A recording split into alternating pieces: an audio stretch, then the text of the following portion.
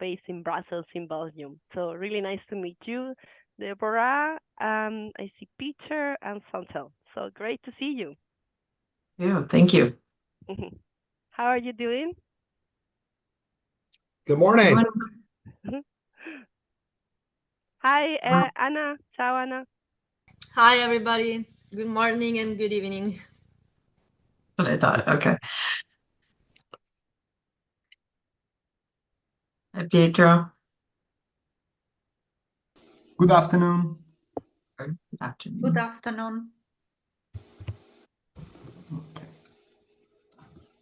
So here we are, almost everyone that will be speaking at the event. I asked you to join a bit earlier because as we were a bit short in time, let's say, it's nice like we see each other and we revise a bit the practicalities if everyone is familiar with Zoom and sharing and so on. So maybe I can say I just said that I work for this European Alliance for Apprenticeship as co-lead of the community that is organizing the event. And I'm here with Anna, Maria, that are also from you know them, from the municipality of Rome, and also our colleague Pietro, that he works for the support services ECORIS, that he's supporting this community initiative from the European Commission. So maybe what we can do with you three is to test if you can share your screen and all of that. So maybe the first question will be who from the US will be sharing the screen so I can give you the right to do so.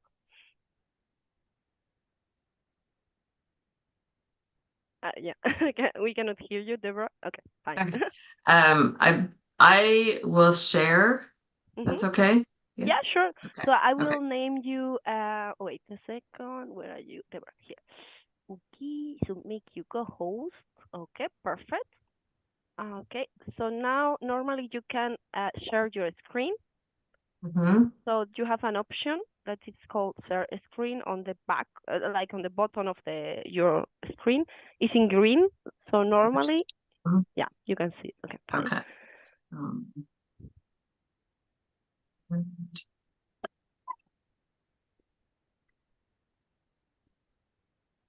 Perfect. Yep. Yeah, that's great. So good. First things done. Great. Okay. And then I guess from the municipality of Rome, Anna, I will give you as well the rights to share. Okay, fine. So I will give you the rights. Where are you? Here you are. Make host. Yes. So we can test with you, Anna, as well. And Alicia, a gentleman from our mayor's office is in the waiting room. Okay. I wasn't sure. Okay, fine. Okay. Accept it. Thank you. Yeah. Okay. Can you guys see my screen? Yeah. Yes. Perfect, Anna. That's great. A second point, we will have interpretation from Italian to English, though it says Spanish, but actually it's Italian. Awkward, but I don't know why Italian is not listed as one of the languages here in Zoom.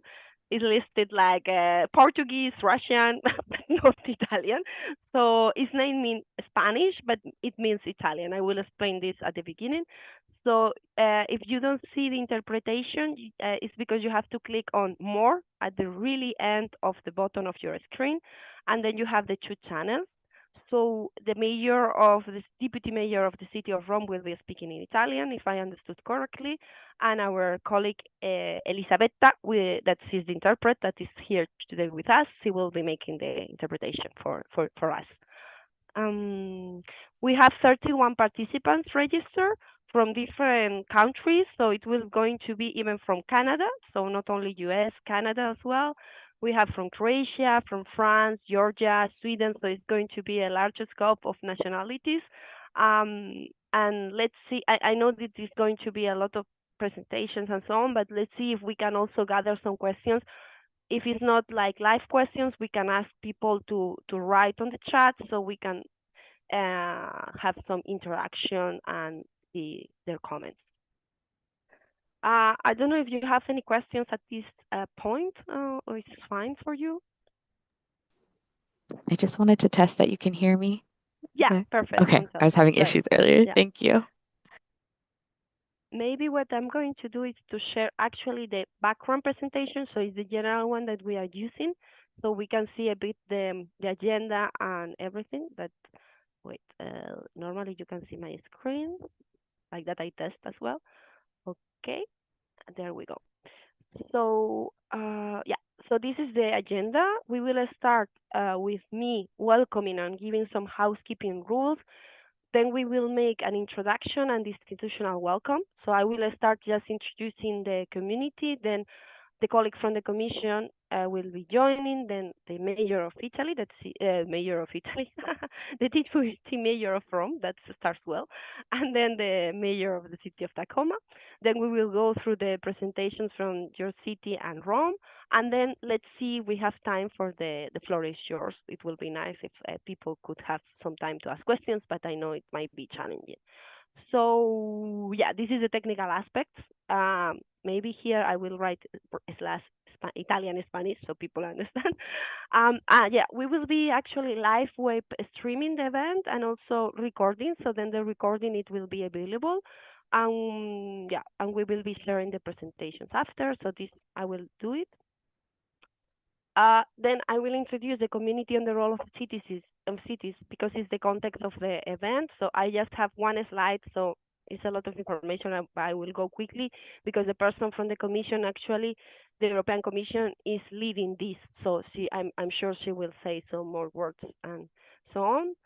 So then, as I said, Anna from Commission, Daniele and Vittoria. And then we will pass to you, City of Tacoma. And then we will pass to Anna.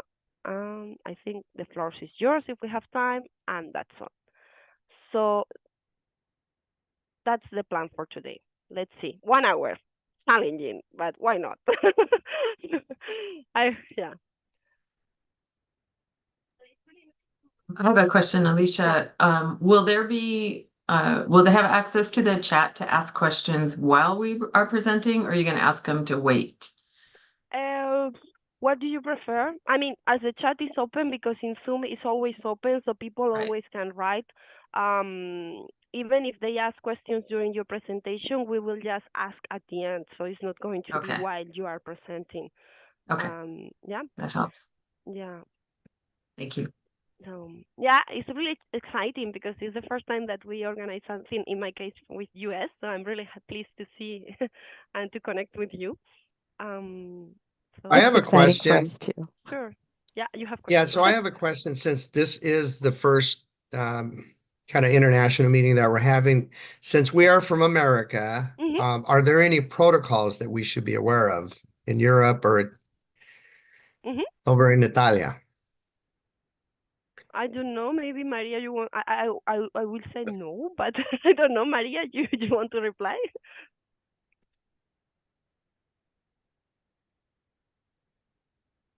We cannot hear you, Maria. The mic. Yeah, sorry, I missed the question. Oh, I was asking, since this is, we're from America, this is in Europe and in Italia. Are there any protocols that we should be aware of? Formalities? No. This is just don't be rude. Don't be rude. No. Yes, don't be rude. Yes, of course. This is no, but okay. No. It's mostly a professional meeting. So of course we are very pleased that our deputy mayor and also the representative of the European Commission and also your mayor or the delegate of your mayor will join, because it's a commitment in maybe in a long-term exchange and cooperation. And so this is very important for us. It was not expected at this time, more for in-presence events. So we are very happy about that. But no, it's quite an informal but professional exchange of view. Okay, Thank you. But And thanks what for about asking. yours? What about yourself? There is something that we should know, or when I'm introducing the major, I should say something, or is it fine? Maria, for instance, she was telling me about like their deputy mayor of the municipality of Rome is in charge of vocational education and apprenticeship. I don't know if you want to say some words, so I don't know. Bukoda, are you there? Bukoda is the mayor's. Okay. Yeah, this is Dakota Warren, Chief of Staff for Mayor Woodard's here in Tacoma.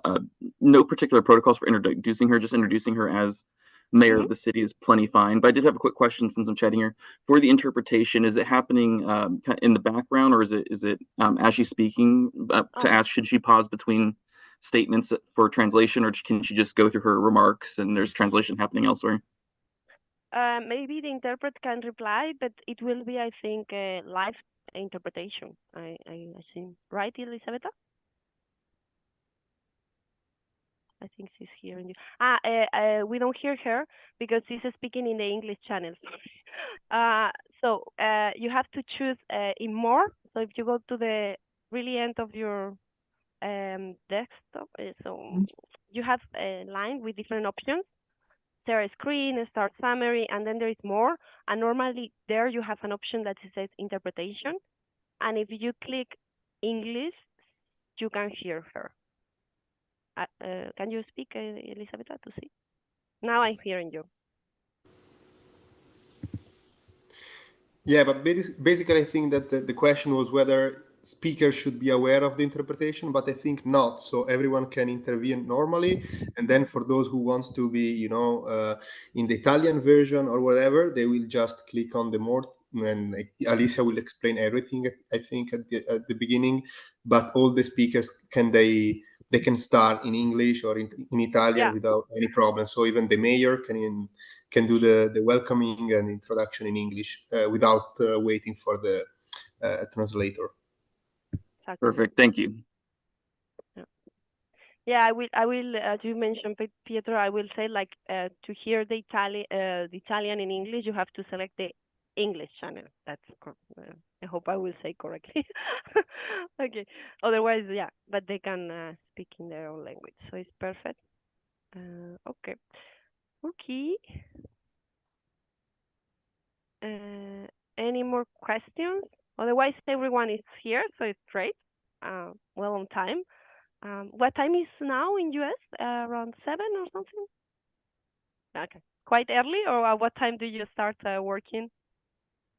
7:44 a.m. I start at 7:30. I don't know about Peter and Okay. Chantal. Probably, yeah. 7:30. Yeah. I start at 7. Okay. Quite early. Okay. Yeah. In Europe, we start like as from 8 or something. So, yeah. 8:30. But here now it's like 4:30 in the evening. So, 4:40. Yeah. Great. Okay.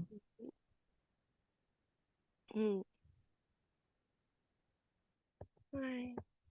So I think we can just chill until 5 minutes before the event. So I think everything is set up. I will be as well launching the live web stream 5 minutes before. So I think, yeah, it's okay. We are all settled. Good.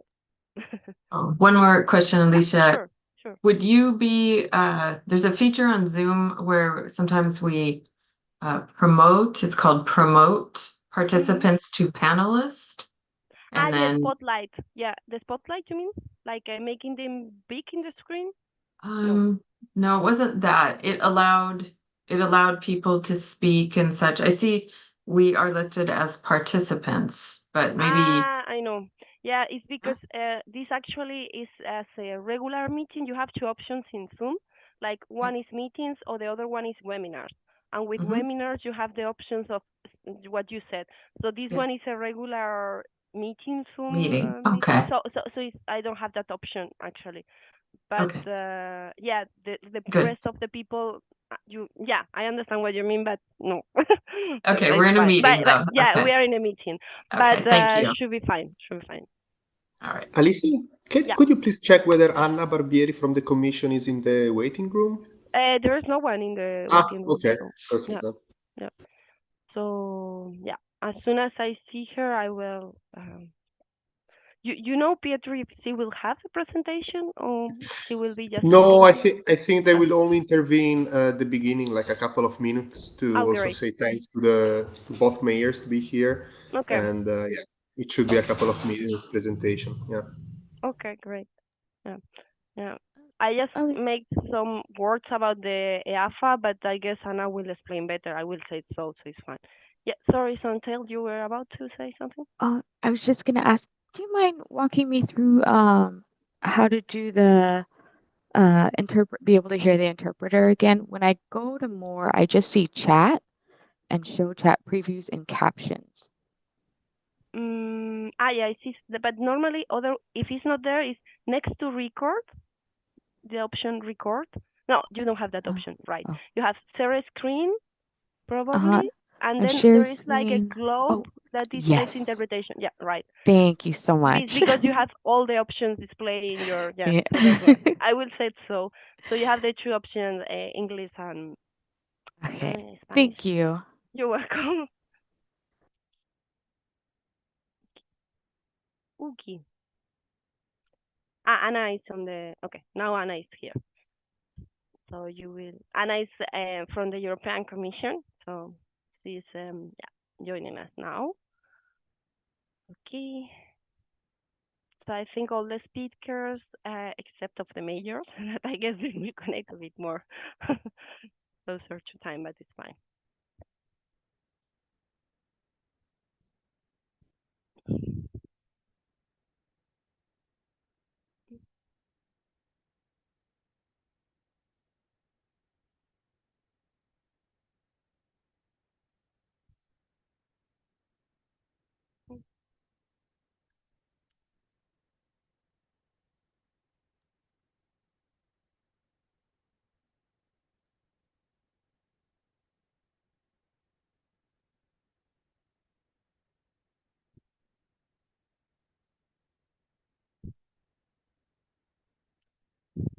Hello, Anna.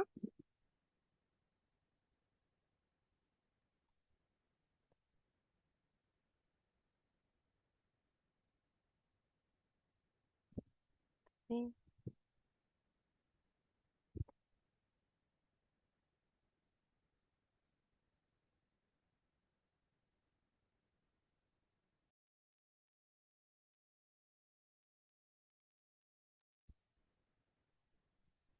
Hello, Anna. Can you hear us? Can you hear me? I can hear you, but let me check if I can also see and be seen. I'm joining from my telephone, unfortunately, because the computer is not working. Okay.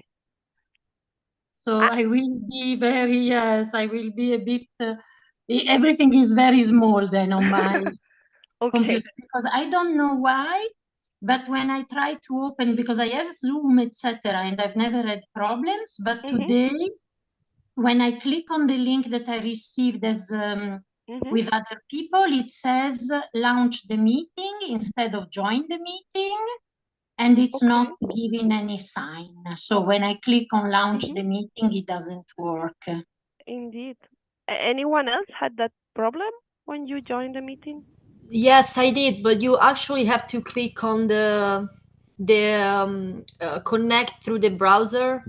It's like a blue. It's highlighted in blue. Yes, that's it was Yes. not visible in the thing. I had to scroll. So now I will try to join from there. Then let me see, because it's much easier. I see everything bigger. No, indeed. So I'm let just me wondering for the other participants. I hope it will be clear. No, I think so. It will. It was because now that it has been said, I understand it. Okay. Okay, fine. But it was just, sorry, I just put you on the side until I. And also welcome to the mayor of the city of Tacoma, Victoria. Hello, Mrs. Woodward. I just saw her run into her office. She's setting up here. She'll be on momentarily. Okay, great. Fine. So everyone is setting up there. Okay, Anna, you are there? Okay, fine. I see from the, okay. So I'm probably there twice, so I will disconnect from this one. Sure. Okay.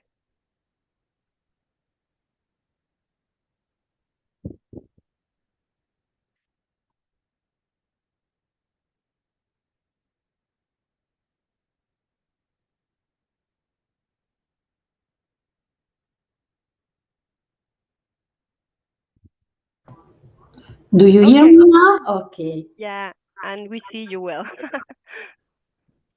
So I will close the other one. Okay, good. So good afternoon, Anna, again. Good afternoon and good afternoon, everybody. I see that also the other speakers are joining. So yeah, we have participants from the city of Tacoma in US, as you might know. Yeah. We have 3 colleagues from the city, and also the mayor just joined. So we are just waiting for the deputy mayor of the city of Rome, and that's all. Anna, you will be presenting, or you just you need the powers to present your presentation? You don't have a No, presentation. no, it will Just be welcome. a very, very short Okay. introduction, let's say, from our side, from the European Commission. I would like, we would be very, very happy to thank actually all of the speakers. So that's my main message, is also on our behalf from the European Commission, and to thank you, Alicia, and all the leaders of the community, of course. So it's mostly a very, very short intervention. I don't want to take time from the good examples that will be shared. So it will be short and just a bit of speaking from my side. Okay, perfect. Yeah, great. Anna, maybe there is a way that your camera goes a bit down so we can see you a bit better. I mean, not better, but a bit more. Okay, much better. Yeah. Yeah, I've tried to. That is good. That is good. Yeah, Perfect. no, but Yeah, I don't yeah, yeah, yeah. know. Let me see if yes, then okay. Okay, great. You are right in the center of the camera. That's good. Yeah. Okay. So I think we are only missing exactly the deputy mayor of Rome, and then we are good. For the speakers, we have. I was telling the others that we have like around 31 participants, coming even from Canada, from Sweden, from France. So broad geographical scope. So it's good.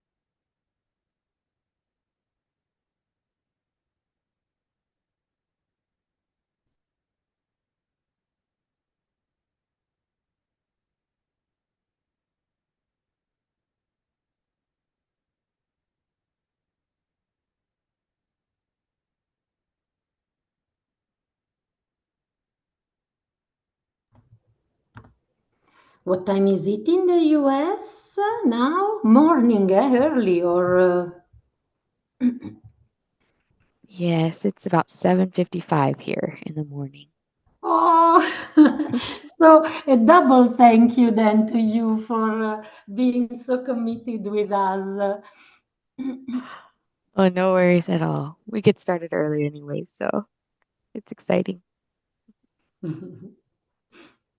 Now, very, very many thanks for exchanging with us. I think it is very, very useful to go beyond the European Union and have exchanges also with the other side of the Atlantic, because it can be very enriching in the work that we have been doing, but I will say a few words afterwards, in the work that we have been doing under the Alliance for the European Alliance for Apprenticeships. We are very much open to examples beyond the European Union. So it will be a very good occasion to listen to your approach to the challenges that you have, or to the solutions that you find that can be inspiring also for others. You're too kind. Thank you.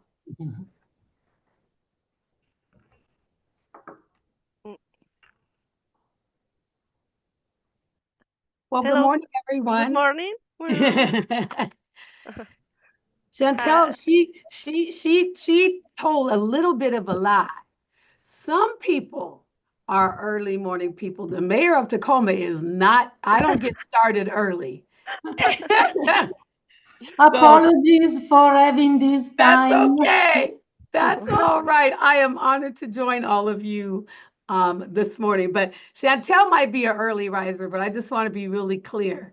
The mayor is not an early riser. But you look so beautiful this morning. I Oh, mean, thank you, Chantel. Peter Guzman, oh my goodness. How are you, Mayor? I'm doing Good to good, see Peter. you. How are you? Good to see. I have to get on a call with people from all around the country in order to see you, and you're in my same state. I know. What can I? I'll have to come visit you at Tacoma when I'm there next. You'll have to. God, Peter, it's been a long time. Yes, it has. Yeah, a little tidbit of information. I used to have Deborah's job. I was lead manager there in Tacoma years ago. So I owe everything to the city of Tacoma for now raising myself to the level of Washington State Apprenticeship Director. Look, Peter, we'll take credit for it, right, Deborah? Let's do it. We'll do it. Oh. Okay. Shall we start to admit participants? How do you feel about that? Is fine. Yeah. Yeah, I think it's good to start and then to, let's say, to admit the participants. Yeah. And then once you confirm if, or Anna Capozzi can confirm if the mayor or the representative from Rome is joining. Daniele Parrucci just texted me and they say they're having some issues with one of our schools, one of our vocational schools, because some students abusively occupied one of the school. So he has to be there in person and take care of everything. So he might connect later in the meeting, and I will keep you guys updated. Okay. Okay. I think then we can we start when you want, Alicia. We start when you think, and then we adjust probably with the representative from the city of Rome when he can join, etc. So up to you. Yeah. Yeah. Yeah, that is also important for the interpret because actually the only speaker that will be speaking in Italian is late. So as you understood, so that is important for you to know, Elisabetta. Wait, that I don't.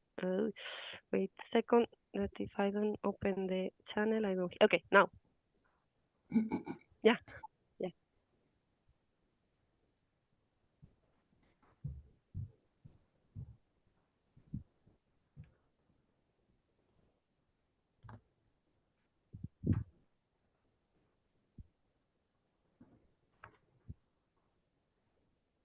That is a good question. Anna, did you hear the question? I think she did. Wait, No. I will. Anna from the city of Rome. Elisabetta is asking if anyone else needs Italian translation besides of the mayor. Mario. Okay, so yes. He should connect soon as well. He's there with Daniele, so I'm texting him right now as well to understand what's going on. Okay, but then Elisabetta can start to translate as we start now, right? Yeah. From it. Yeah, Okay, yeah. so yeah, Elisabetta, you go. Okay. Thank you. Okay, so I'm going to start now, admitting all the participants, and we can give us a few minutes because people will start joining us.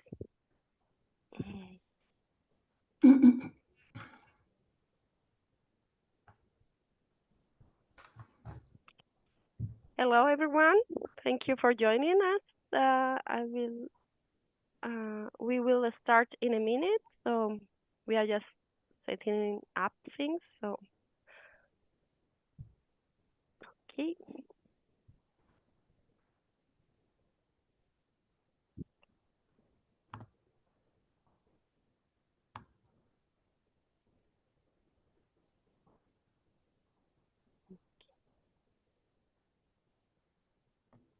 So we will wait one more minute, a courtesy minute. So people, yeah, it's okay for you, Anna? I see. It's fine. Yes, and Okay. also maybe we can ask the colleagues from Ecoris that are connected if they can send a reminder maybe to the participant again with the link. That would be very good, I think, so that some people, because they got it in their emails, for those who might not be finding it, it will be quicker to find. Good idea. Thank you, We'll Anna. do it. Thanks, Anna.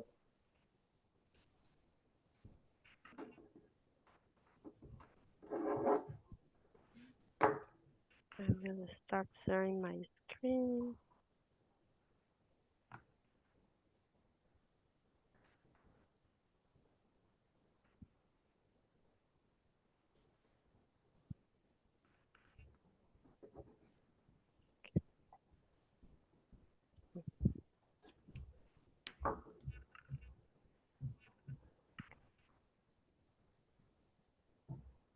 I think, yeah, I think we can start. I will just, mhm.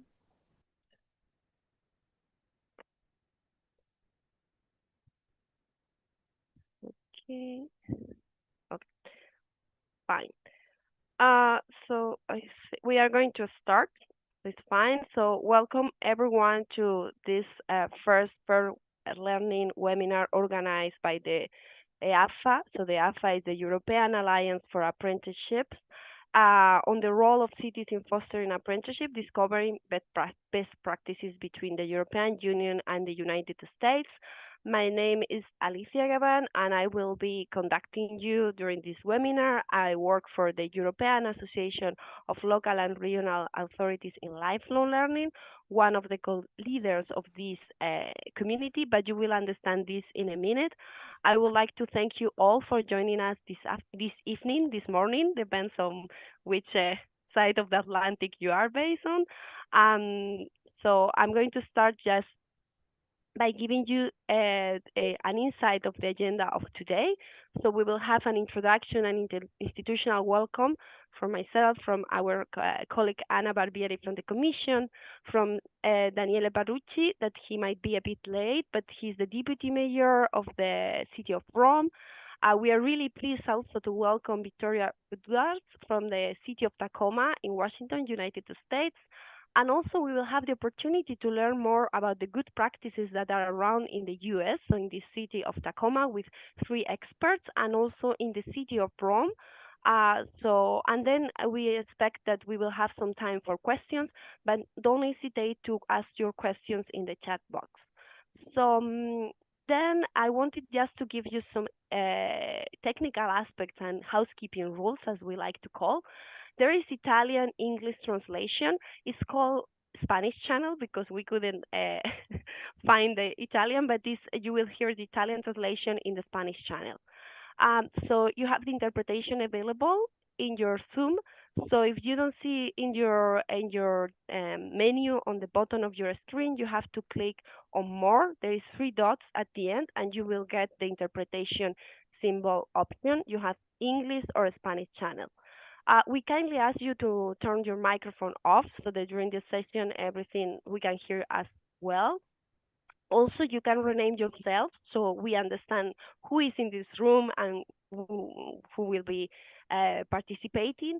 Also, just to let you know that we might be taking pictures during the session for communication purposes.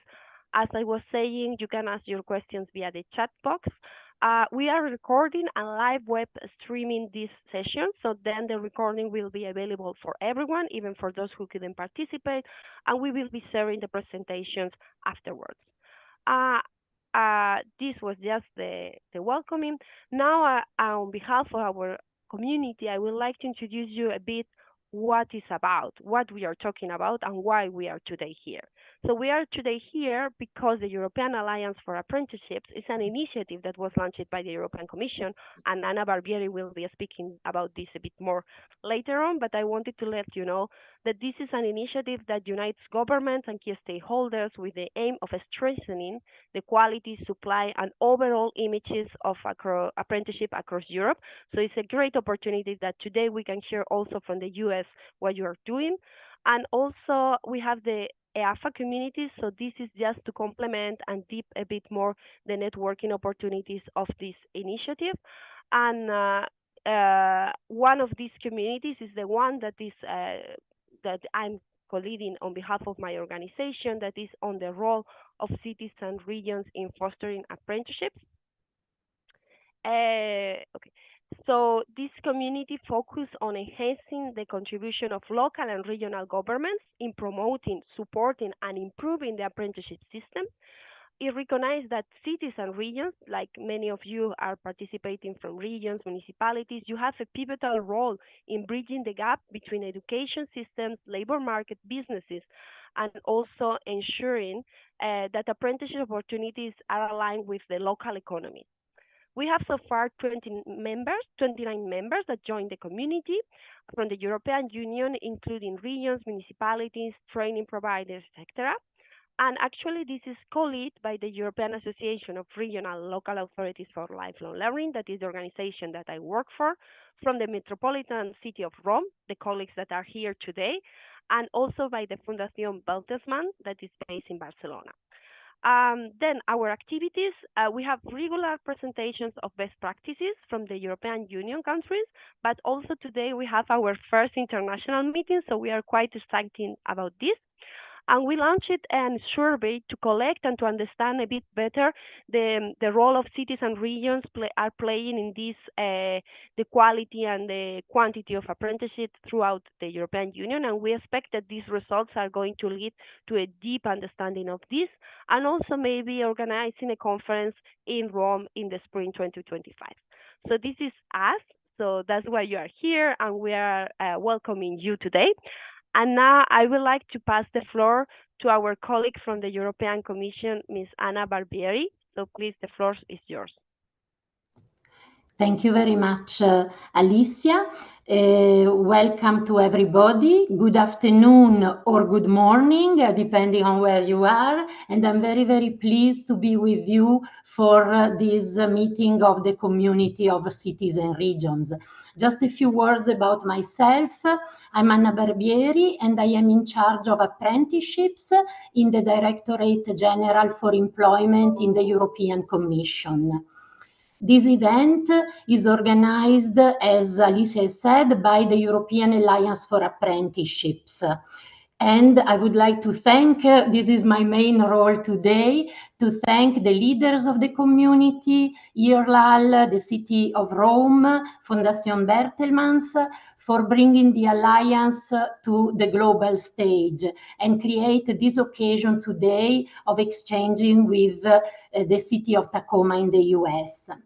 I would like to thank also Daniele Parrucci, even if he has not yet joined, the Deputy Mayor from the City of Rome, because the City of Rome is a very important member also of the European Alliance for Apprenticeships, and the colleagues that are participating today, they will present the very important steps that the metropolitan city is doing to develop apprenticeships and create strong cooperation with businesses, because apprenticeships are a very important tool to bring together the world of education and training and the world of work. So that's very, very important. Also, a big thanks to the mayor of the city of Tacoma, Victoria Woodworth. Thank you for being with us, and also for your colleagues representing the city and working for the city that will be present your approach, that will share their insights with the work that you are doing on apprenticeships. The European Alliance for Apprenticeships exists since 2013, and it has a strong international component. It covers more than 40 countries. We will be very soon this week at 41. So it goes well beyond the European Union. and it is really the occasion for organizations and stakeholders to learn from one another, to network, exchange good practices, and find, together with peers in other countries, the solutions to the challenges that they are facing every day for working on apprenticeships. So the Alliance, I would like to stress, is a very concrete, practical initiative that wants to bring concrete solutions. And this is why the role of the cities and the regions is very important, because they can link between the European level, our level, and the territory to ensure that we bring these initiatives and our work really to the citizens and for the benefits of the citizens.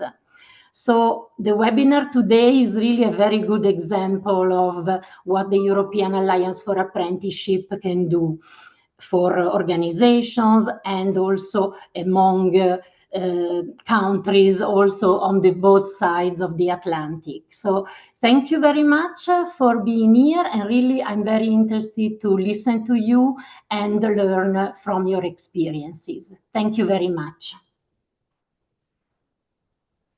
Thank you, Anna, for introducing the Apprenticeship Alliance. And now I would like to pass the floor to Ms. Daniele Parrucci, that is the Deputy Mayor of the city of Rome, and that he's actually in charge of vocational education and training and apprenticeship. So please, the floor, I see you, the floor is yours. Thank you so much for joining us. Eccomi, buon pomeriggio a tutti. Ci tengo a salutare tutte quante le istituzioni presenti, sia della città di Tacoma che dello Stato di Washington. Logicamente la dottoressa Barbieri, che ho avuto il piacere di incontrare e conoscere nel mese di maggio quando ci siamo recati a Bruxelles. Mi scuso se non potrò essere presente tutta quanta la riunione, perché purtroppo abbiamo avuto un'emergenza come Roma in una delle nostre scuole e quindi mi sto recando lì per cercare di risolvere il problema. Però ci tenevo particolarmente a fare un saluto e logicamente a ribadire quello che ha detto anche la dottoressa Barbieri. Come Roma Capitale e come città metropolitana di Roma Capitale abbiamo avviato un percorso che ci sta dando grandissimi risultati dal punto di vista della formazione professionale. Siamo riusciti a portare avanti una politica che punta ad abbattere i numeri della dispersione scolastica ancora molto frequenti all'interno della nostra città, soprattutto su determinati territori, andando a chiudere accordi con partner di caratura internazionale, fra tutti la Leonardo. Abbiamo chiuso 2 settimane fa anche con Bulgari.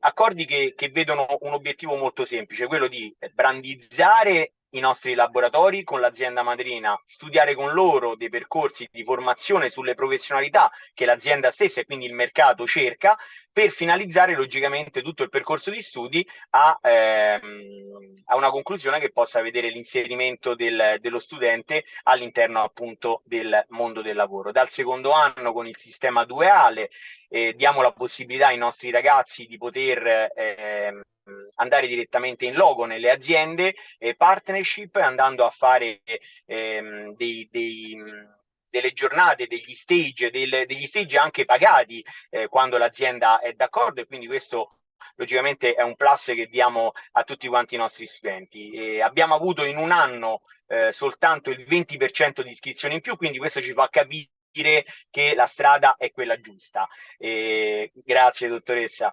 Siamo certi e siamo pronti anche a tornare a Bruxelles, come dicevamo con la dottoressa Barbieri, anche per raccontare questa nuova esperienza che abbiamo aperto adesso con Bulgari. Considerate che faremo tutti quanti i corsi dell'hotellerie per l'inserimento all'interno dei Bulgari Hotel, ma il prossimo anno abbiamo lanciato una scommessa ancora più importante, quella di portare l'alta gioielleria Bulgari direttamente a Roma, e per noi sarebbe una cosa molto molto bella, ma anche per la Maison stessa, per voce del CEO Baben, perché questo ci darebbe la possibilità nell'anno giubilare di portare un'esperienza artigianale, storica come quella appunto della Maison Bulgari e una professionalità che purtroppo negli anni si è andata perdendo. Quindi richiamare gli antichi mestieri, richiamare le alte professionalità artigiane che l'Italia insomma ha sempre formato di nuovo alla ribalta.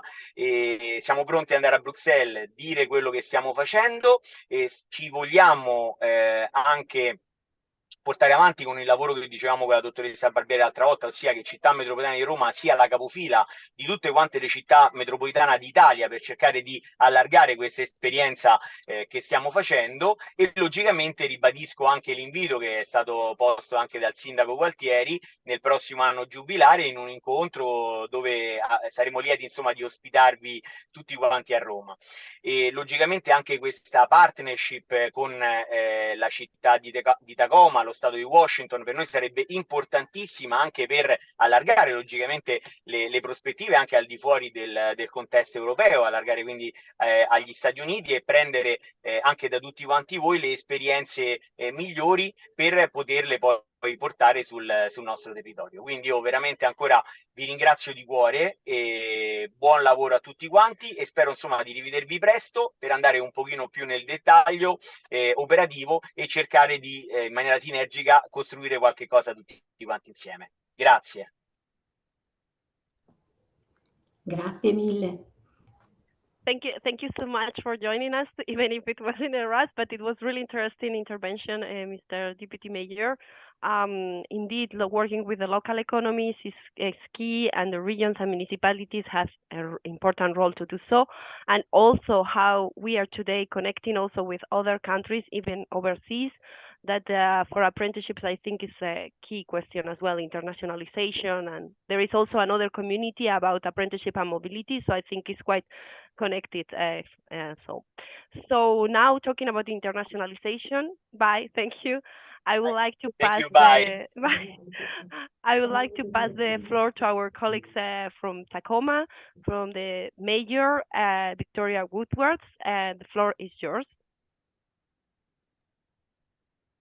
Good morning, everyone. Thank you so much for having me here this morning. And to the Deputy Mayor, what a wonderful opening this morning. We are excited to be here and to share with you today.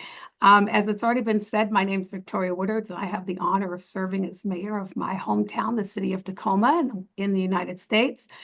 I'm really thrilled to be a part of today's conversation.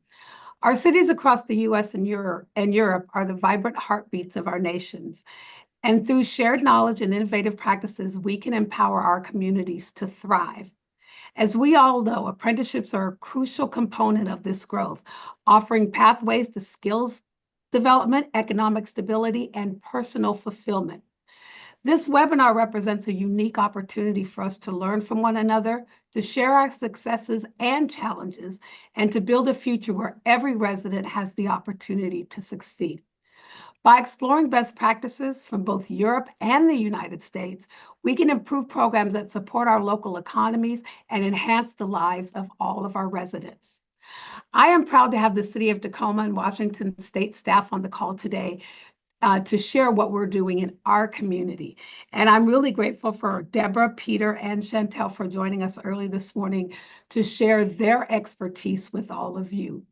I think these opportunities are so incredibly important because we have an opportunity to learn from one another. And what I hope that you all who are on the call today will do is listen to what we're sharing. If there's any information that we can provide you or any support we can provide you that will allow you to learn even more about what we're doing, we stand ready to share, because it is only through sharing and learning from one another that we do the absolute best job for the residents in our community. In Tacoma, we're deeply committed to ensuring our residents have access to meaningful training and employment opportunities. Our local employment and apprenticeship program, or what we call LEAP, is at the forefront of this effort. LEAP ensures that apprentices receive quality training and that local residents are employed on our city-funded construction projects, so that the money that we are investing in our community is actually being invested not only in the infrastructure in our community, but in the people in our community. By requiring apprentices to be enrolled in state-approved programs, we guarantee that both classroom and on-the-job training meet rigorous state standards, providing a consistent and high-quality educational experience. As we all know, apprenticeships offer a proven industry-driven training model that creates a vital pipeline for building our workforce. This is essential as we tackle pressing issues such as climate change, modernization, cybersecurity, and addressing public health challenges, as well as rebuilding our infrastructure. Through apprenticeship programs, employers can effectively develop, train their future workforce while providing career seekers with affordable paths to high-paying, stable jobs that support both themselves and their families.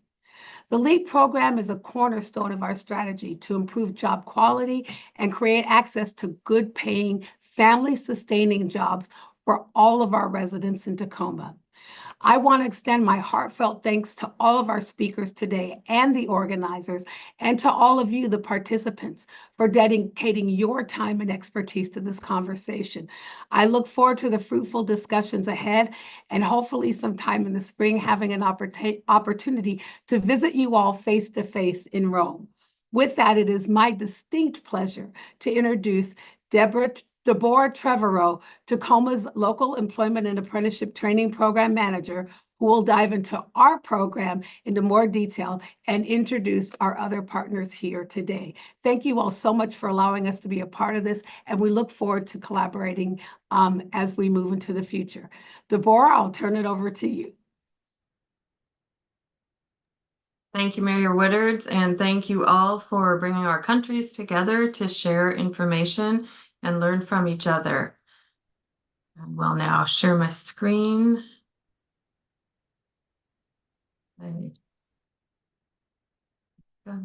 Everybody see the presentation? Yeah, thank you, Okay. Deborah. Thank you. All right. So we will share about City of Tacoma's LEAP program, as our mayor said, which ensures apprentices will be trained and employed on our city-funded construction projects.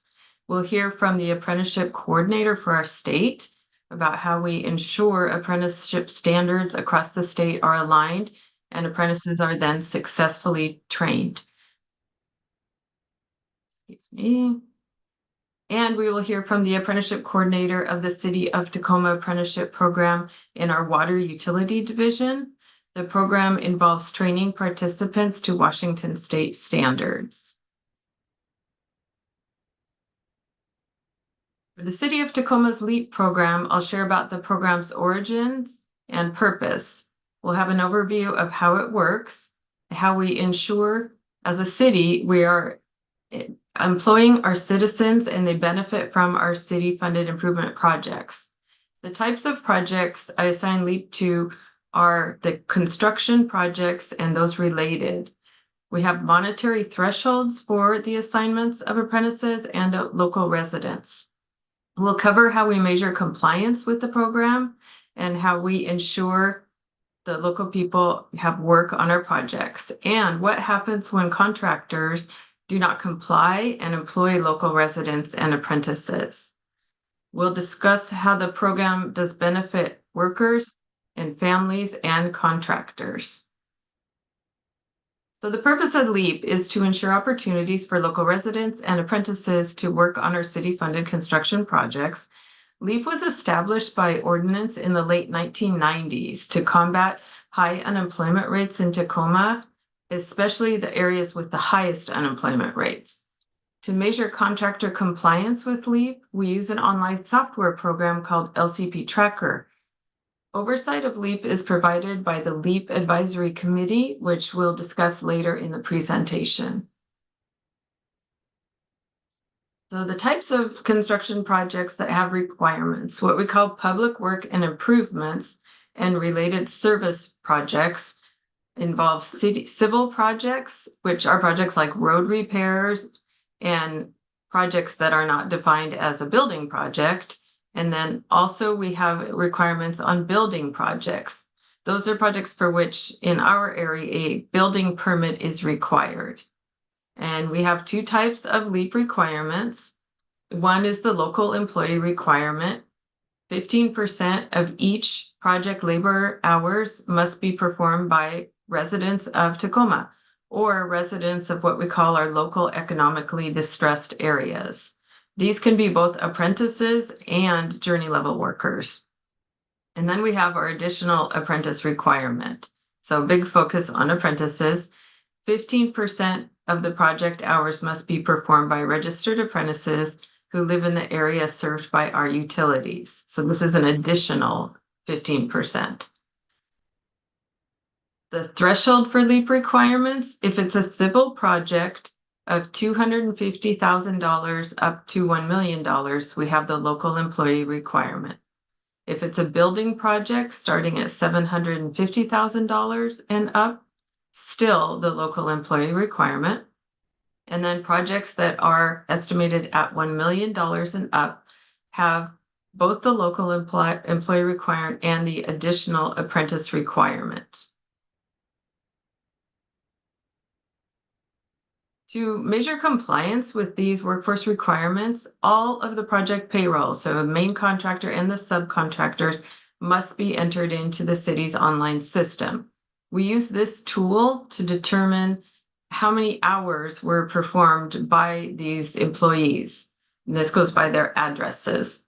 The LEAP manager regularly reports compliance status to our internal staff, the city project managers, and to the prime contractor. Also, the contractor is made aware of all the options for finding LEAP qualified workers, including apprentices. That is key in showing that they have tried to find local people and apprentices. Non-compliance with entering project payrolls in our system, that can result in the city withholding progress payments to the main contractor. So that usually prompts some action on their part, and non-compliance with meeting the requirements may result in monetary penalties. For consideration of waiving or reducing the penalties, the contractors must show evidence in writing that they tried to find workers that could help them meet the LEAP requirements. These penalties shown on the right were raised. They were the same from at least 2008 to 2024. And after review by the LEAP Advisory Committee and a council subcommittee from Tacoma, they were then voted on by our city council and raised to the level of a mid-level apprentice of the four main categories of workers on our projects.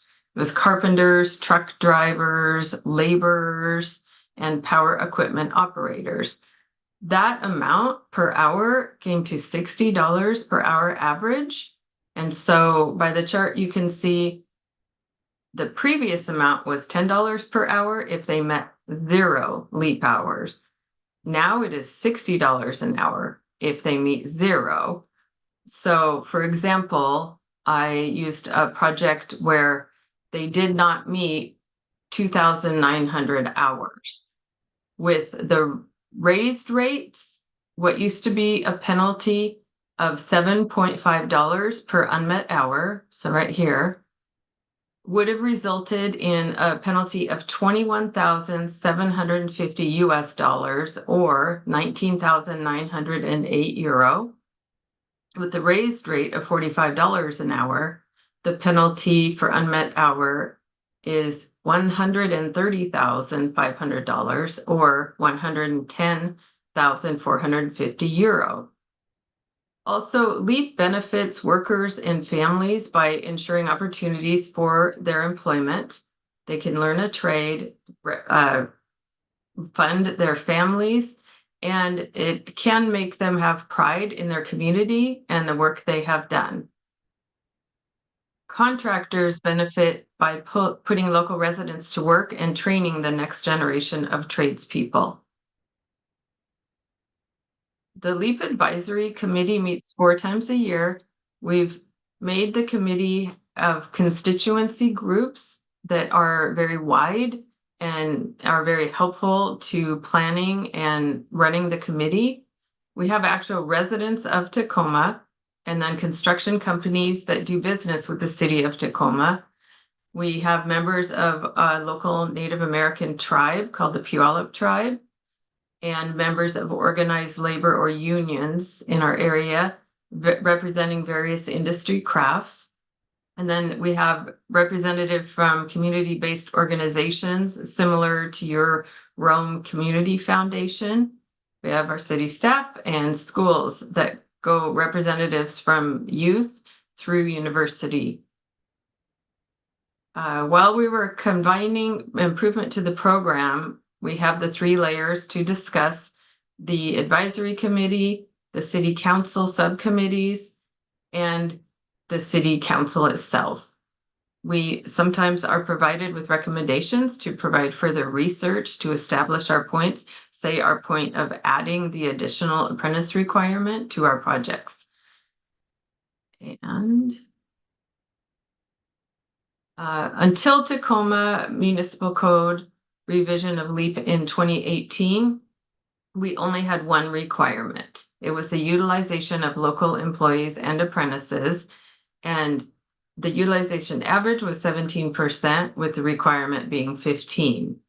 In 2018, LEAP requirements were changed to both the local and the apprentice requirement, and after that, there was a period of many staff changes in tracking tools that we used, and the pandemic. So some of our numbers were down and tracking was not so good. Now we're able to provide data from 2023, noting the local employee average went up to 26%, and the newer apprentice utilization requirement was 8%.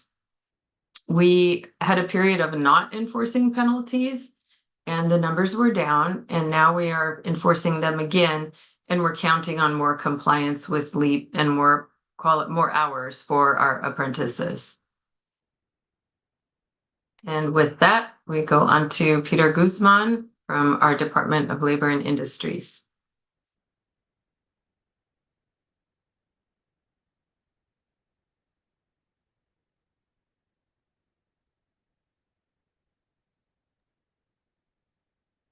Good afternoon. I was trying to find my mouse was not working this morning.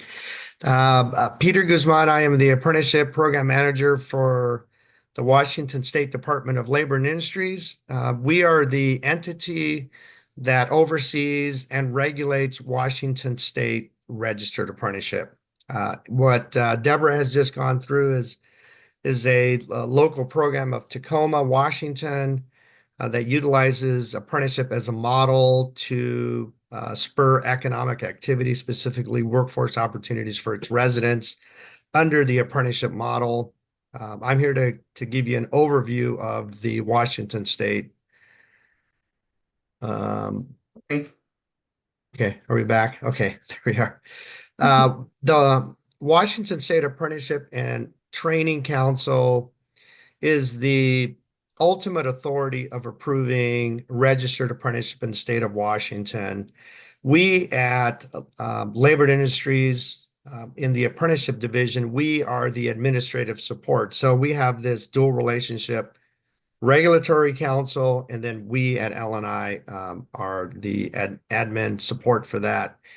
Our state has the authority to manage registered apprenticeship by virtue of the Federal Department of Labor Code of Federal Regulations, Part 29 and 20 and 30. In the United States, we have roughly half of the states that are administered by local Washington state or state agencies, and the other are managed by the federal government. The way that we administer and approve the programs is by our regulatory council. It's a 7-member council that is appointed by the Department of Labor and Industries director. It's half organized labor, half business, and 1 public member. We have quarterly meetings where we conduct the business of apprenticeship, approving programs, reviewing compliance of our registered apprenticeship programs. We also approve preparatory programs, which we have found to be very successful in preparing people for registered apprenticeship. And as I mentioned before, LNI is the administrative support for the council. Next slide, please.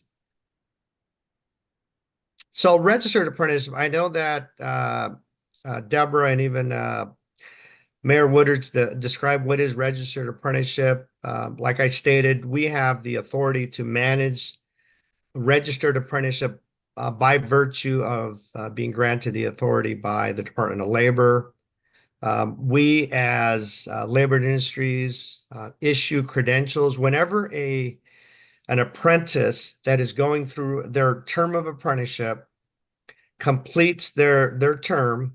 We issue a credential that is authorized and sanctioned by the state of Washington, in addition to the Department of Labor. So in Washington State, for example, if we have an electrician that completes their term here, they can go to any other state in the United States, and that credential has portability. So it's similar to a degree in a community college or university. We have that same type of credential.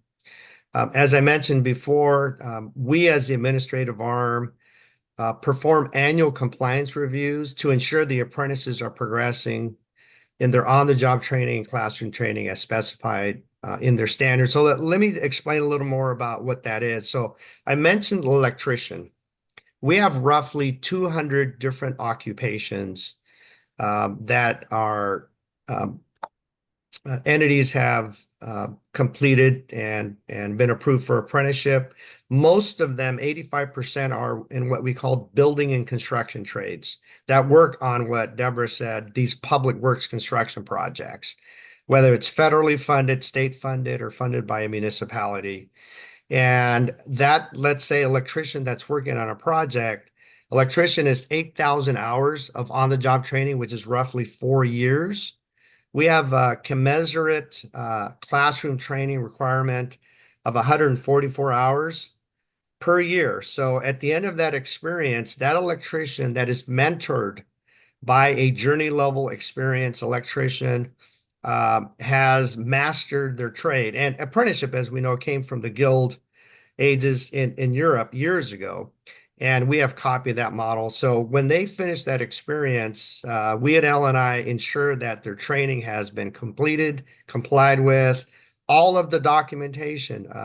We receive hours for the on-the-job training when they're working with the tools, as well as their classroom training, and to ensure that they have completed their experience as an apprentice. We issue that credential based on that occupation.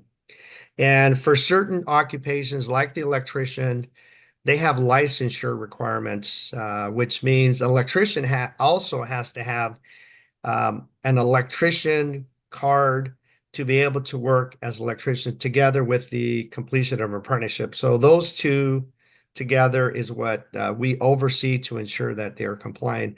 One other point that I want to mention, specifically since we're talking about the LEAP program, as a mechanism to get local residents employed, because the registered apprenticeship system is authorized by the Department of Labor. We have what we call affirmative action requirements for women and minorities. So every program has to ensure that they are actively recruiting minorities, racial minorities, and women in the trades. And I can tell you, we have probably the highest in the nation of the United States. Women in construction are 8%, racial minorities 35%, and we also have veterans that are 8%. So we're very proud of that. Next slide.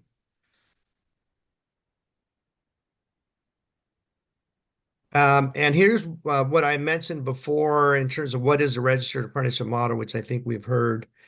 It's that formal agreement, that apprenticeship is between the employer who's hiring the apprentice, the training entity, someone has to train the apprentice, and then the apprentice. That is a compact. I already mentioned the 2,000 hours and 144 hours of classroom training. Most apprenticeships take 2 to 5 years to complete, depending on what it is and level of complexity. Electricians take 4 to 5 years. We have cosmetologists that can take a year. Multiple pathways to get into apprenticeship. I mentioned our preparatory programs, which we also recognize that have been successful in getting prospective apprentices into these principal occupations.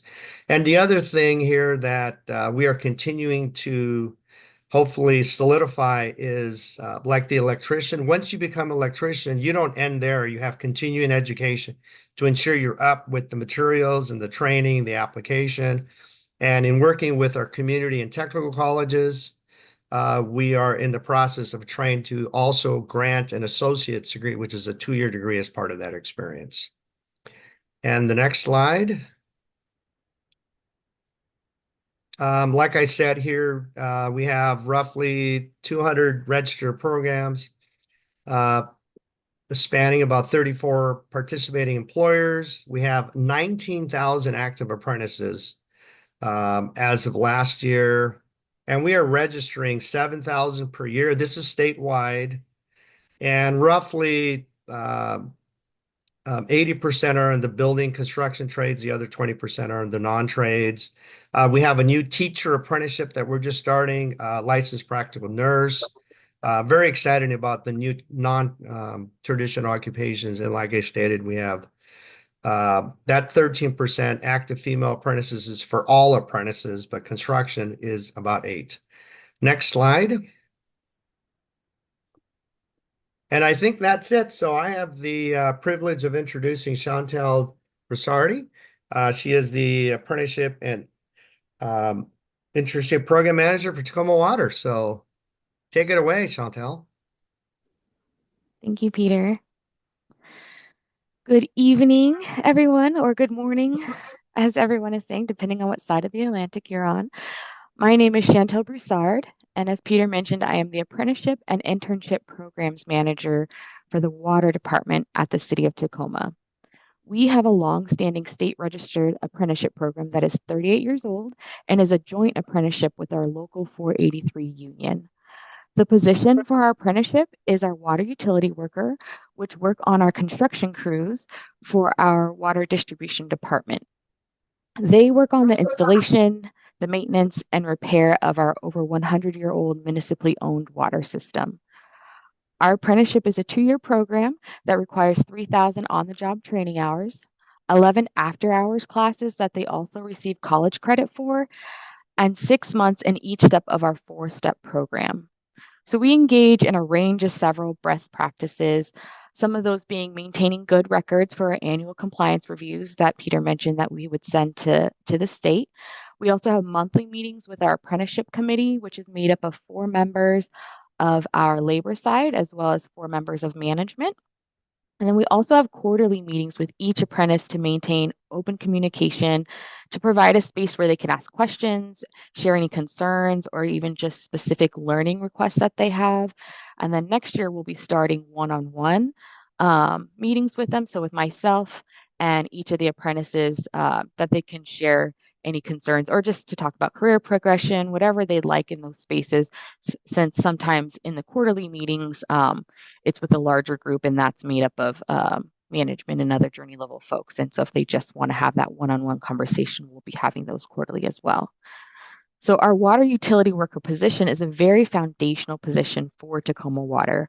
We currently have 300 employees and almost 50% of them started their career in this position. So from here, there are a number of different career pathways within our organization that this position sets them up for success for. Next slide, please. So as a part of our apprenticeship program, we have apprentices participate in our JATC journey. JATC just stands for Joint Apprenticeship Training Committee. We use it in lots of different things. But this journey is an interdepartmental rotation between all 6 sections of our organization. And this takes place towards the end of their apprenticeship. So at this time, they have a pretty good idea and a good understanding of their role. And through this journey, they'll get to see how it plays a part in the larger picture. So the objective of the journey is to educate, expose, and experience. So to educate on how each department works together and how we impact each other's work, expose them to other career opportunities around the organization. We always share how there's lots of different opportunities to progress to or to grow to, but if you don't know what those positions are, then they truly don't exist to you.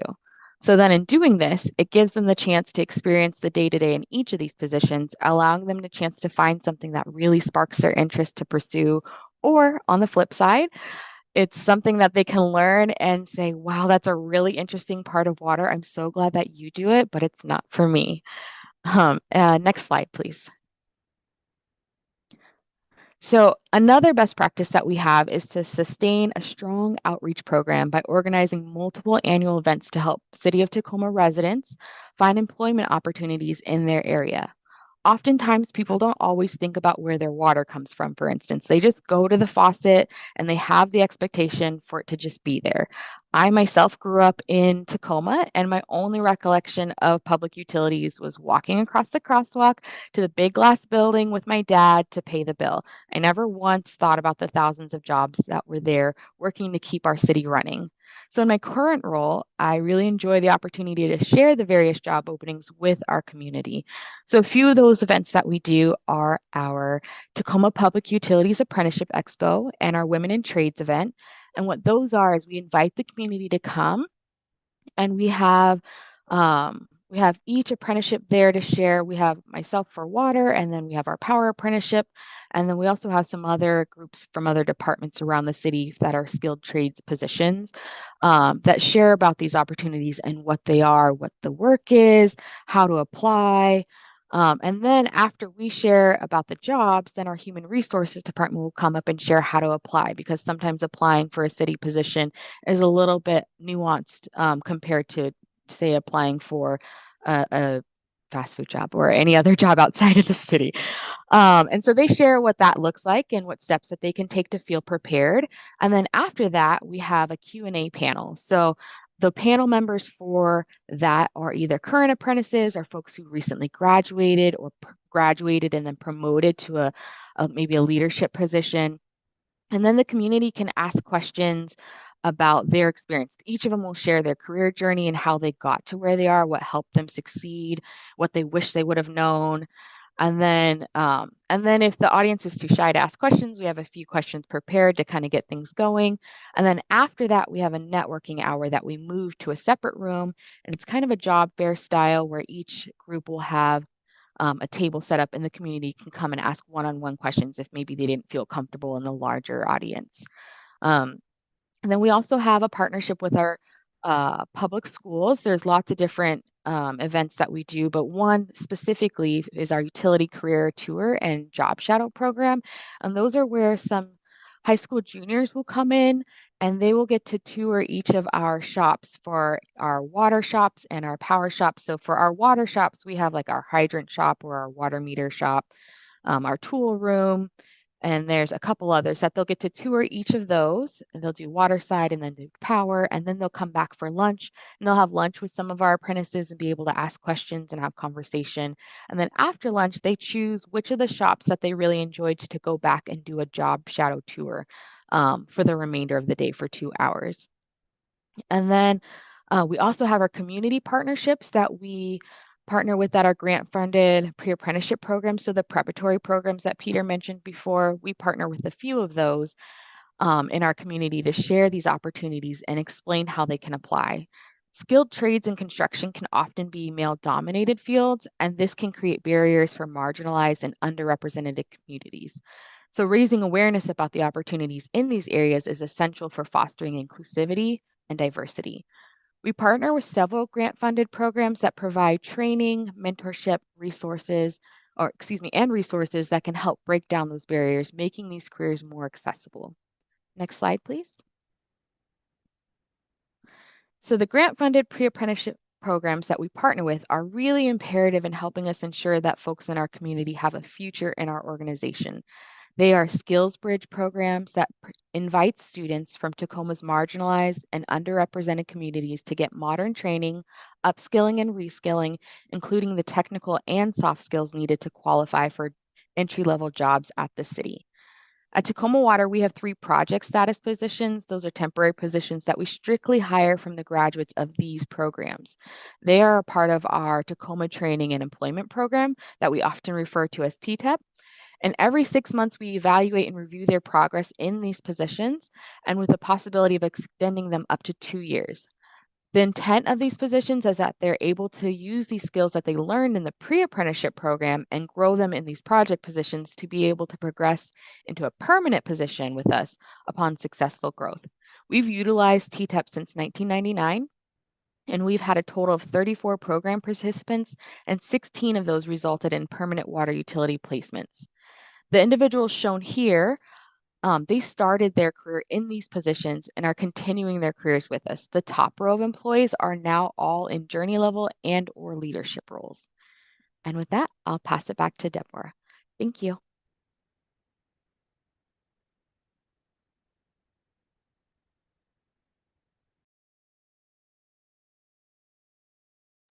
Very good. Thank you so much for allowing the City of Tacoma to participate in this webinar and share with you about a program where we use our city funds to ensure employment of many local residents and apprentices, and then also our regulatory body that ensures apprenticeships are standardized, and then our own Tacoma Water program that ensures training and positions for some of the graduates. The TTEP program that Chantel mentioned is in the work group that I'm in, and it is city-funded training put on by outside partners, and we manage that. We have 2 cohorts going now and hope to have some great graduates for our internal program. So that is all from Tacoma. Thank you so much. Thank you so much, Deborah, Peter, and Chantel. This was really likely, I think, for all our European participants also to learn what is doing in your city, and also to see how the inclusion and the accessibility is keywords for you, that you are working there with your communities and including everyone and not leaving no one behind, let's say, no? It's a great initiative. Time is running fast, actually. So we decided with Anna that she's going to take the floor, as she's going to make an oral presentation just to give you a hint of what the City of Rome is doing. But we will be sharing her presentation and also the script so everyone can have a look. So after the presentation of Anna, if anyone wants to ask questions, we will dedicate 5 minutes to this. So Anna, the floor is yours. Thank you, Alicia. Hello, everybody, again. And I don't want to take too much time since time is running very fast and I want to have an exchange with you guys. So I just want to give you a visual. I'm not going to go in depth in my presentation. So, as I was saying earlier, in Rome, our metropolitan city manages 6 vocational training institutions in the territory with a different concentration, which is kitchen technicians, bar services technician, and cosmetologists. And as you can see, our apprenticeships in the school targets kids from 14 to 17 years old, and the students are able to practice the apprenticeship during the last year of high school. So it would be the 11th, 12th grade. And the apprenticeships have a minimum duration of 6 months. And I wanted to focus on our good practices, guys. So our first good practice would be the tailored training programs. So companies engaged in vocational schools are requested to provide a list of skills that students should acquire, tailored to meet the company's unique requirements and workforce competencies. So our students are able to practice those skills in our laboratories, in our schools, so that once they go inside the company, they're able to practice their job to the best they can, and so have a support for what they're going to learn. Our second good practice, in fact, is support for apprentices. What we really take pride on is the tutors, so internal tutors, internal in the schools, and external tutors that are in the company, so that the students actually knows what's going on with this apprenticeship and can understand if he's meeting the requirements and the objectives established at the beginning. Our third good practice is the integration with the educational institutions, so with our schools. So the activation of the apprenticeship route is preceded by an enhanced alternate period carried out at the same company, which allows the students to become familiar with the peculiarities of the operational context, and so to build a relationship of mutual trust with the host company. So very important preconditions, both necessary precondition and functional for companies to be willing to experiment with different pathways with our vocational trainings schools. And our last good practice that I wanted to show you guys is our strategic partnership, mainly with AMA, Leonardo, and Bulgari. So with AMA is a public utility company responsible for waste management and environmental services within the city, and the students actually learn how to maintain and fix vehicles that the company uses daily to deliver their services. And Leonardo instead operates globally and is a major player in high technology sectors, and students who collaborate with them can learn about IT specifics such as security and cybersecurity. And finally, Bulgari operates in the sector of the luxury goods, but in our specific case, our students learn the core of hospitality and guest relations in their hotels and restaurants. Our future steps will be, as Daniele was saying earlier, will be to forge partnership with the local artisan companies, and so focus on small businesses known for artisanal excellence that face challenges in the workforce availability. And so using an innovative approach to integrate artisans directly into the learning environment, so inside the classroom, inside the school, so that this hand-on teaching method will enrich the learning experience and foster skill development in these specialized crafts that are lacking of the workforce. So those are the main point of our vocational schools and how we operate in order to create a better impact overall on our students and as well on the local companies. And yes, just a brief introduction.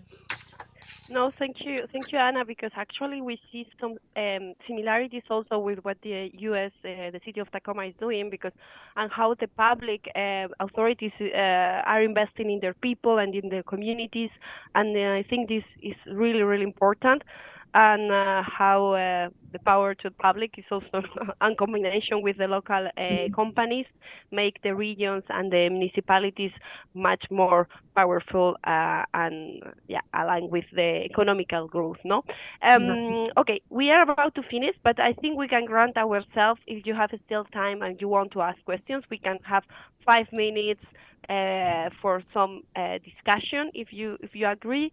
Our colleague Chantel, she unfortunately has to leave, but we have her email and we will address her the questions if you have any. Okay, she has to run to a meeting. But thank you for your contributions. Anyways, Deborah and Peter are staying with us, and also we can ask them the questions. So please, the floor now is yours. So, okay, Anna Barbieri from the European Commission, please. Yes, sorry, I couldn't find, apologies for my digital skills, I couldn't find the raise and the button, so I did it the old ancient way, let's say, the traditional way. So thank you very much to everybody for sharing this information, both on the side of Anna Capozzi from the Metropolitan City of Rome, and from the colleagues from the US, from the Tacoma City, and from the Washington State. From the side of the European Commission, it was very, very useful. One question, well, a couple of questions quick that I would have for Peter maybe, is you mentioned that you have thousands of companies that are engaged in apprenticeships. If you can give us a little bit a flavor of what type of companies, is it big ones, is it small, medium companies, because that is very interesting for Europe, because you know in Europe we have countries that are very that have a culture of companies being engaged in apprenticeships, and that is part of their DNA in a way. And we have other countries where it's very difficult to convince the companies to take part in training the young people and in being part of apprenticeships. Then one very quick questions on the age that you have in the US for the people that are engaged in the apprentices, let's say.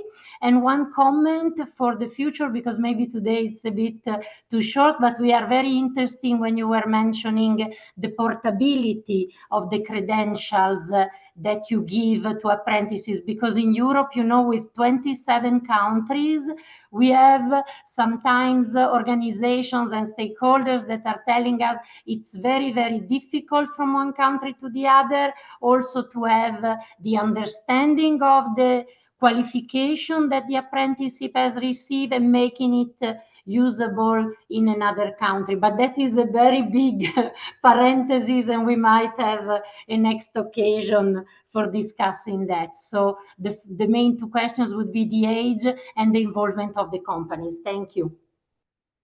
Yeah, I'll respond real quickly. The average age of an apprentice is 28, 29 years of age. And because we call it a 10-year drift, when our high school students or even low-income people get out of high school for 10 years, they're trying to figure out what they're going to do, right? And around 28, 29, they realize they need a job, they need benefits. Maybe they're mature now, maybe they have a family, and that propels them to start looking about a career, and they choose apprenticeship. In terms, and we could talk more, hopefully we can have further conversation. Of the thousands of companies that we have, many of those companies are construction companies that do roads, bridges, buildings, and most of our apprentices are in that space. The average size of a company could be 3 to 5, or it could be several hundred in construction. But we also have IT apprenticeships. I mean, here in Washington State, you've heard of Microsoft, Amazon, Boeing, Costco. We have some large multinational companies that are doing IT apprenticeships. And we also have healthcare, hospitals, clinics. We have a lot of licensed practical nurses that, you know, from medical assistant pathway to licensed practical nurse and registered nurse. We also have one that's very exciting that's going to be approved this week, teacher apprenticeship. We have a need for teachers in America, specifically in special needs, people that need special attention, language, access learners. So we are starting a teacher apprenticeship. So the model for apprenticeship really is dependent on the employer, the need, and it's not for everybody, but in Washington State, we try to manage it for your needs. Small, medium, large, whether you're minority-owned, women-owned, veteran-owned.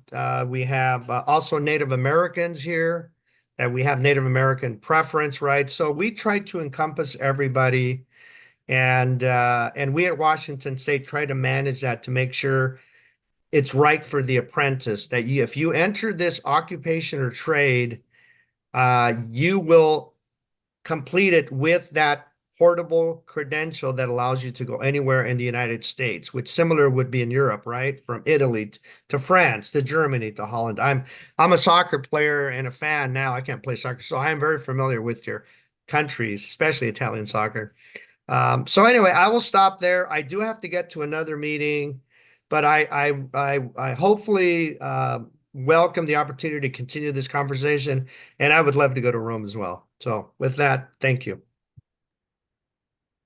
Thank you, Peter. Yeah, actually, we are running out of time, but I invite all the participants to to send to your questions if you have any, and you can get you in contact with our colleagues either from the metropolitan city of Rome and also from the city of Cracoma. So I think we can now conclude saying that thank you very much for your commitment with this event, to all the organizers. I mean, I'm one of them, but especially to the Metropolitan City of Rome for bringing and connecting with you, with the city of Tacoma. Also to our institutional representatives, that, I mean, having them here, it has been so how important is this topic for them, having the deputy mayor of Rome and also the mayor of the city of Tacoma, so, and also the European Commission here with us. So thank you so much. This is an EAfA community that is open for you to join the community on the role of apprenticeships for regions and cities. So please don't hesitate to write, to join. We are sharing, organizing events, so the floor is yours, and we want to build this community with you. So yeah, and we will be sharing the recording and the presentations, of course, with all of you. So have a nice evening, have a nice day back in the US, and talk to you soon. Thank you, Alicia. Thank you, everyone. Thank you, Alicia. Bye-bye. Thank you, everybody. Bye-bye.